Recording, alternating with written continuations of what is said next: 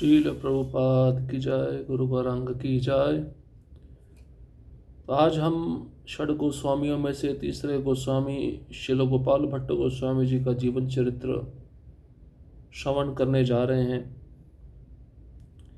गोपाल भट्ट गोस्वामी चैतन्य महाप्रभु को बहुत प्रिय थे और इन्हीं की कृपा से भगवान एक शालिग्राम शिला के रूप में प्रकट हुए और शालिग्राम से उन्होंने राधा रमन जी का रूप बनाया और वह सुंदर विग्रह आज भी वृंदावन में विद्यमान है। ऐसे शुद्ध भक्त की इच्छा को समझकर भगवान नरसिंह चतुर्दशी के अगले दिन द्विभुज मुरलीधर रूप में प्रकट हुए। तो उन आचार्यों के विषय में आज हम श्रवण करेंगे। शिल गोपाल भट्ट गोस्वामी। शिल गोपाल भट्ट गोस्वामी षड गोस्वामियों में कलयुग पावन अवतारी श्री चैतन्य महाप्रभु के पार्षदों में अन्यतम है, क्योंकि उन्हें अपने बाल्यकाल में ही श्री चैतन्य महाप्रभु का संग एवं कृपा लाभ प्राप्त हुआ। अतः यह कहना अनुचित नहीं होगा कि वह महाप्रभु के विशेष कृपा पात्र भक्त हैं। शिल गोपाल भट्ट गोस्वामी गौड़ीय वैष्णव संप्रदाय में स्मृत्याचार्य के नाम से विख्यात हैं। गोपाल भट्ट गोस्वामी का प्राकृत परिचय प्राप्त करना अति दुष्कर सा प्रतीत होता है। उनके बारे में कुछ ही ग्रंथों में अल्प वृत्तांत हमें प्राप्त होता है, उसे आगे रखकर हम यथोचित वर्णन करने का प्रयास करेंगे। श्री चैतन्य चरितामृत ग्रंथ लिखने से पहले श्री कृष्णदास कविराज गोस्वामी ने वृंदावन के सभी वरिष्ठ वैष्णवों से आशीर्वाद की याचना की, ताकि वह इस महत् कार्य को सफलतापूर्वक पूरा कर सके। ऐसा वर्णन आता है कि सभी भक्तों ने आनंद पूर्वक अपना आशीर्वाद उन्हें प्रदान किया। जब वह गोपाल भट्ट गोस्वामी के निकट अनुमति एवं आशीर्वाद प्राप्त करने का अनुरोध करते हैं, तब वह हर्षित होकर अनुमति प्रदान करके उन्हें अपने बारे में वर्णन करने से मना करते हैं। तो यहाँ पे बताया गया है कि गोपाल भट्ट गोस्वामी चैतन्य महाप्रभु के पार्षदों में बहुत ही प्रिय हैं, अन्यतम हैं। बचपन से ही, बाल्यकाल से ही गोपाल भट्ट गोस्वामी को चैतन्य महाप्रभु का संग प्राप्त हुआ था। चैतन्य महाप्रभु की कृपा उनको प्राप्त हुई थी। तो ये कहना ठीक ही होगा कि महाप्रभु के विशेष कृपा पात्रों में से गोपाल भट्ट गोस्वामी एक विशेष भक्त हैं। गोपाल भट्ट गोस्वामी गौड़ीय वैष्णव संप्रदाय में स्मृत्या आचार्य के नाम से जाने जाते हैं। इनका प्राकृत परिचय प्राप्त करना बड़ा मुश्किल है, बड़ा कठिन है। कुछ ही ग्रंथों में इनका वर्णन दिया गया है। चैतन्य चरितामृत जब ग्रंथ कृष्णदास कविराज गोस्वामी लिखने जा रहे थे, उस ग्रंथ को लिखने से पहले वे सभी वृंदावन के वरिष्ठ वैष्णवों के पास गए, उनका आशीर्वाद मांगने, उनका अनुमति मांगने, जिससे वे चैतन्य चरितामृत नामक ग्रंथ को पूरा कर सके। लेकिन जब वह गोपाल भट्ट गोस्वामी के पास पहुँचे उनका आशीर्वाद प्राप्त करने के लिए, गोपाल भट्ट गोस्वामी ने उनको आशीर्वाद तो दिया, लेकिन एक अनुरोध किया, एक याचना किया। देखिए, आप इतना बड़ा ग्रंथ लिखने जा रहे हैं, लेकिन मेरे नाम का वर्णन इस ग्रंथ में मत करिएगा, मेरे कार्यों का वर्णन इस ग्रंथ में मत करिएगा। उन्होंने स्पष्ट मना कर दिया। एक वैष्णव कितना नम्र होता है, वह अपनी प्रसिद्धि नहीं चाहता, वह अपना यश नहीं चाहता। इतना महान ग्रंथ कृष्णदास कविराज गोस्वामी लिखने जा रहे हैं, तो गोपाल भट्ट गोस्वामी ने उनको मना कर दिया, मेरे बारे में उस ग्रंथ में आप कुछ भी मत लिखिएगा। शिल नरहरि चक्रवर्ती अपने ग्रंथ भक्ति रत्नाकर में लिखते हैं, कृष्णदास कविराज महादृष्ट हैया, वर्णिलेन ग्रंथ अनेकेर आज्ञा लैया। श्री गोपाल भट्ट हृष्ट हैया आज्ञा दिला, ग्रंथे निज प्रसंग वर्णिते निषेधिला। ये भक्ति रत्नाकर ग्रंथ पहला अध्याय श्लोक क्रमांक 121 और 122। अनुवाद श्री कृष्णदास कविराज गोस्वामी ने सभी भक्तों से अनुमति लेकर अपने ग्रंथ की रचना आनंदित होकर की। श्री गोपाल भट्ट गोस्वामी ने भी अति आनंदित होकर उन्हें अनुमति प्रदान की, परंतु अपना वर्णन करने के लिए उन्हें मना किया। क्यों ऐसा चाहते हैं वैष्णव कि हमारा वर्णन ग्रंथ में ना हो? क्योंकि भक्त यश, प्रसिद्धि, लाभ, पूजा, प्रतिष्ठा इससे दूर रहना चाहता है। उसको कोई इच्छा नहीं है कि सब मुझे प्राप्त हो, लेकिन जब भगवान की इच्छा होती है तो भगवान उसके यश को दूर दूर तक फैला देते हैं। केने निषेधिला इहा के बुझीते पारे, निरंतर अति दिन माने अपनारे। कविराज तार आज्ञा नारे लंघि बारे, नाम मात्र लिखे अन्य न करे प्रचारे। भक्ति रत्नाकर ग्रंथ पहला अध्याय श्लोक क्रमांक 123 और 124। अपने अज्ञान के कारण हम यह नहीं जान पाएंगे कि श्री गोपाल भट्ट गोस्वामी ने अपने नाम का उल्लेख करने का निषेध क्यों किया। अतः वे स्वयं को हमेशा अति दीनहीन समझते थे। श्री कृष्णदास कविराज गोस्वामी ने उनकी आज्ञा की अवमानना नहीं की और इसलिए अपने ग्रंथ में कुछ ही स्थानों में उनका नाम लिखा, परंतु अन्य कोई प्रसंग वर्णन नहीं किया। श्री नरहरि चक्रवर्ती कहते, हम तो नहीं जानते, न जान पाएंगे अपने अज्ञान के कारण कि गोपाल भट्ट गोस्वामी ने अपना उल्लेख उस ग्रंथ में क्यों नहीं करने दिया। कारण यही बताते हैं, वे गोपाल भट्ट गोस्वामी अपने को दीनहीन समझते थे, योग्य नहीं समझते थे कि मैं इतना महान भक्त हूं, मेरा नाम ग्रंथ में आना चाहिए। हम जैसे तुच्छ साधारण भक्त, हम कोई सेवा करें तो हमारी इच्छा होती है कि हमारा नाम पुकारा जाए, हमारा यश गान हो। तो ये भक्ति का लक्षण नहीं है, भोग का लक्षण है। और कृष्णदास कविराज गोस्वामी ने भी उनकी आज्ञा का पालन किया। अपने चैतन्य चरितामृत नामक ग्रंथ में कुछ ही जगह पे उनके नाम का उल्लेख किया है और कोई विशिष्ट प्रसंग गोपाल भट्ट गोस्वामी से संबंधित उन्होंने चैतन्य चरितामृत में नहीं दिया। ऐसा ही वर्णन नरोत्तम विलास नामक ग्रंथ में प्राप्त होता है। जबे कृष्णदास कविराज गोस्वामी रे, आज्ञा मानिलेन ग्रंथ वर्णिबार तरे। गोस्वामी हैया हष्ट तार आज्ञा दिला, ताहे निज प्रसंग वर्णिते निषेधिला। नरोत्तम विलास, इसमें प्रथम विलास में ये भी बताया गया है। अतः इसी कारण से श्री चैतन्य चरितामृत में श्री गोपाल भट्ट गोस्वामी का कुछ ही स्थानों में नामोल्लेख प्राप्त होता है। जैसे श्री कृष्णदास कविराज गोस्वामी ने अपने 6 शिक्षा गुरुओं में गोपाल भट्ट गोस्वामी का वर्णन करते हैं। शिल रूप सनातन भट्ट रघुनाथ, श्री जीव गोपाल भट्ट दास रघुनाथ। यही छाए गुरु शिक्षा गुरु ये अमार, तासा बार पाद पद में कोटि नमस्कार। चैतन्य चरितामृत आदि लीला पहला अध्याय श्लोक क्रमांक 36 और 37।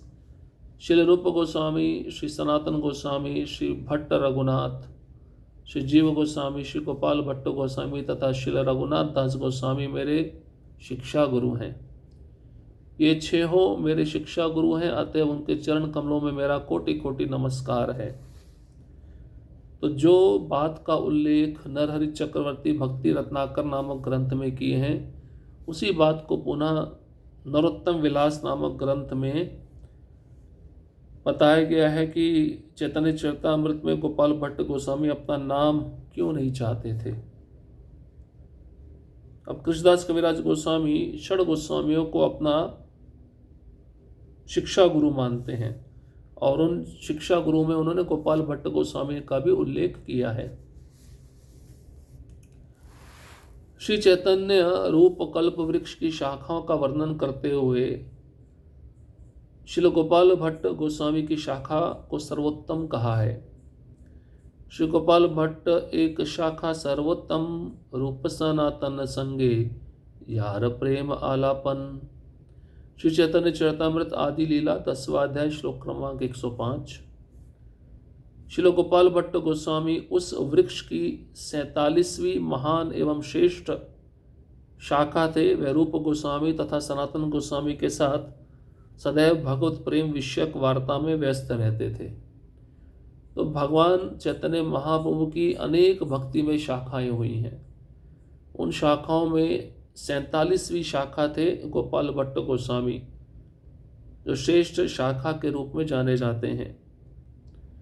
रूप गोस्वामी और सनातन गोस्वामी के साथ सदैव गोपाल भट्ट गोस्वामी भगवत प्रेम विषयक वार्ता में व्यस्त रहते थे। हमेशा भगवान के बारे में चर्चा करते रहते थे। श्री चैतन्य चरितामृत के अन्य स्थान दृष्टव्य है। आदि लीला 9वां अध्याय 4था श्लोक, अंत्य लीला 11वां अध्याय 91वां श्लोक। श्री गोविंद लीलामृत ग्रंथ के प्रारंभ में अन्य गोस्वामियों को अर्पित वंदना है, परंतु श्री गोपाल भट्ट गोस्वामी का वहां उल्लेख नहीं है। श्री चैतन्य महाप्रभु के पार्षद श्री मुरारी गुप्त के कड़चा में सर्वप्रथम श्री गोपाल भट्ट का वर्णन प्राप्त होता है। वे कहते हैं, सुखासीनः जगन्नाथम त्रिमल्लखयो द्विजोत्तमा श्रीपुत्र स्वजने सार्धम शिशेवे प्रेम निर्भरा गोपाल नामा बालोहस्य प्रभो प्राश्वेरस्ततस्तदा तम दृष्ट्वा तस्य शिरसि पादपद्मं दयाद्रधि तत्त्वावद हरिं चेति सोऽपि हर्षसमन्विता बाल्यक्रीडां परित्यज्य कृष्णं गायन् ननर्त च। तो चैतन्य महाप्रभु के जो पार्षद हैं श्री मुरारी गुप्त, जिन्होंने कड़चा लिखा, कड़चा कहते हैं नोट्स, उस नोट्स की मदद से चैतन्य चरितामृत लिखा गया। तो उस कड़चे में मुरारी गुप्त सबसे पहले श्री गोपाल भट्ट गोस्वामी का वर्णन करते हैं। श्री चैतन्य चरितामृत में श्री गोपाल भट्ट गोस्वामी के संबंध में किसी प्रसंग का वर्णन नहीं है, अतः उनके संबंध में श्री वृंदावन दास ठाकुर, श्री लोचन दास ठाकुर, महाप्रभु के चरित्र लेखकों ने भी कुछ नहीं लिखा। श्री कवि कर्णपुर ने भी अपने ग्रंथ श्री चैतन्य चंद्रोदय नाटक और श्री चैतन्य चरिता महाकाव्य में भी कुछ वर्णन नहीं किया।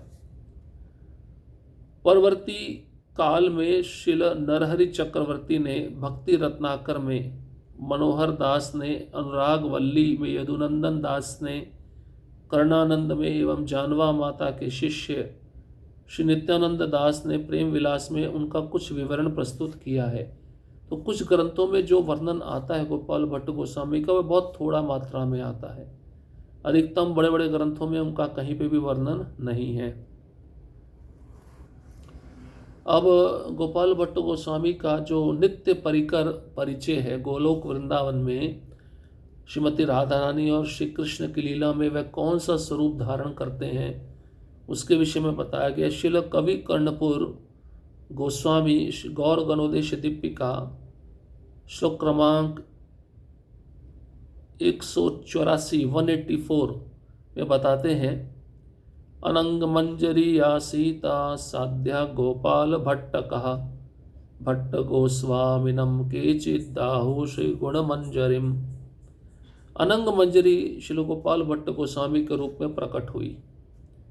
कुछ लोग कहते हैं कि वास्तव में श्री गोपाल भट्ट गोस्वामी श्रीमती गुण मंजरी है। तो दोनों के विषय में बताया गया, दोनों स्वरूप हैं। उनका जो आध्यात्मिक स्वरूप है वह अनंग मंजरी के रूप में है गोलोक वृंदावन में, और कुछ लोग कहते हैं गोपाल भट्ट गोस्वामी श्रीमती गुण मंजरी भी हैं। तो अनंग मंजरी गुण मंजरी दोनों का स्वरूप गोपाल भट्ट गोस्वामी को प्राप्त है। तो इस प्रकार से गोपाल भट्ट गोस्वामी का जीवन चरित्र हम प्रारंभ किए हैं। इतने महान भक्त, इतने शुद्ध भक्त जो अपना वर्णन कहीं पे भी नहीं चाहते हैं, जिनको बाल्य काल से ही चैतन्य महाप्रभु का संग प्राप्त हुआ। वेंकट भट्ट के पुत्र थे वेंकट भट्ट ब्राह्मण जो कि श्री संप्रदाय से संबंधित थे, दक्षिण भारत में रहते थे। तो चातुर्मास्य के समय चैतन्य महाप्रभु जब श्रीरंगनाथ रंगपुरी क्षेत्र पहुँचे थे, तब वेंकट भट्ट के घर में ही चैतन्य महाप्रभु रुकते थे। और वेंकट भट्ट के पुत्र थे गोपाल। उस समय तो इनका गोपाल भट्ट गोस्वामी नाम नहीं था। तो बचपन से ही चैतन्य महाप्रभु की सेवा करना, सेवा करते करते उनके सुंदर रूप के प्रति आकृष्ट हो गए और उनकी इच्छा करने लगी कि अब मैं चैतन्य महाप्रभु के साथ में ही रहूँगा। लेकिन चैतन्य महाप्रभु ने उनको मना किया, अभी आपके माता पिता हैं, वो भी वैष्णव हैं, उनकी आप सेवा करिए, और जब आपके माता पिता शरीर छोड़कर भगवत धाम वापस जाएंगे तब आप वृंदावन जाइए, रूप गोस्वामी सनातन गोस्वामी के निर्देशानुसार भक्ति करते हुए वहीं पे रहिए। ऐसा आदेश चैतन्य महाप्रभु गोपाल नामक छोटे से बालक को दिए थे। ये प्रसंग सब आगे आएगा। तो बाल्यकाल से ही चैतन्य महाप्रभु की कृपा प्राप्त करना ये कोई साधारण बात नहीं है, बहुत विशेष बात है। तो इन पर चैतन्य महाप्रभु की विशेष कृपा थी, और जिस पे भगवान की कृपा हो, इस संसार का कोई भी भोग प्राप्त करने की इच्छा अपने मन में नहीं रखेगा। इसलिए उनके मन में जो वैराग्य था इस संसार के प्रति शुरू से ही था। किस प्रकार से चैतन्य महाप्रभु का आश्रय उन्होंने प्राप्त किया, किस प्रकार से वह वृंदावन पहुँचे, इसके विषय में हम आगे श्रवण करेंगे। तो अनंग मंजरी इनका स्वरूप है, गुण मंजरी भी इनको कहा जाता है। ऐसा कवि कर्णपुर गोस्वामी गौर गणोदेश दीपिका नामक ग्रंथ में लिखे हैं, श्लोक क्रमांक 184 में। अब आगे का जो प्रसंग रहेगा, इनका आविर्भाव, ये कहाँ पे जन्म लिए, कहाँ पे प्रकट हुए, और चैतन्य महाप्रभु का श्रीरंगम में आगमन। चैतन्य महाप्रभु चातुर्मास्य के समय ज़्यादा भ्रमण नहीं करते थे, वर्षा का समय रहता था। उस समय चैतन्य महाप्रभु दक्षिण भारत में श्रीरंगम में पहुँचे थे। उस स्थान पर पहुंचकर उनका भेंट किस प्रकार से वेंकट भट्ट के साथ हुआ और उनके पुत्र ने किस प्रकार से उनकी सेवा की, इस प्रकार को इस विषय को हम अगले सत्र में श्रवण करेंगे। हरे कृष्णा कृष्ण कृष्ण हरे हरे, हरे राम राम राम हरे हरे। श्रील प्रभुपाद की जय, गुरु गौरांग की जय।